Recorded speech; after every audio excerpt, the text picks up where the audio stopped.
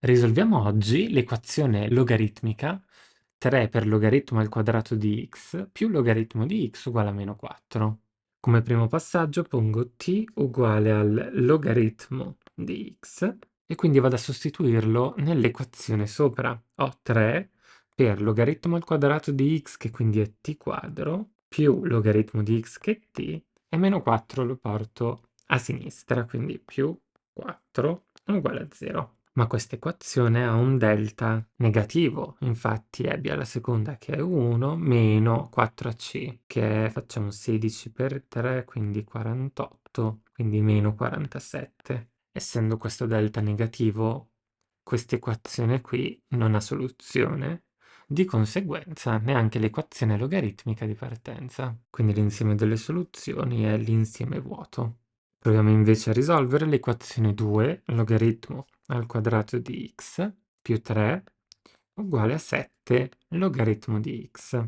Come prima pongo t uguale al logaritmo di x, quindi ottengo 2t quadro, porto a sinistra 7 logaritmo di x che diventa meno 7t più 3 uguale a 0.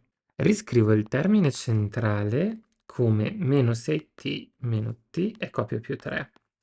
Adesso tra i primi due addendi raccolgo 2t che moltiplica t meno 3 e tra gli ultimi due raccolgo semplicemente un meno che quindi moltiplica t meno 3. Adesso posso raccogliere t meno 3 che moltiplica 2t meno 1 e quindi ho t1 uguale a 3 e t2 uguale a un mezzo. Ora noi non siamo interessati ai valori di t ma ai valori di x, quindi ricordiamoci che t valeva logaritmo di x. Quindi dobbiamo trovare la x per cui logaritmo di x uguale a 3 e la x per cui logaritmo di x, chiamiamolo x1 x2, è uguale a un mezzo.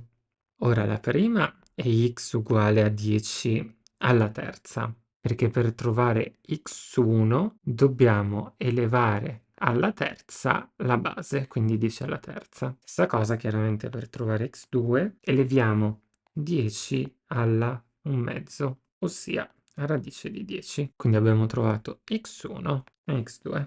Io ti ringrazio per aver visto questo video, spero ti sia stato utile. Ti ricordo di lasciare un like se ti è piaciuto e di iscriverti al mio canale se non l'hai ancora fatto.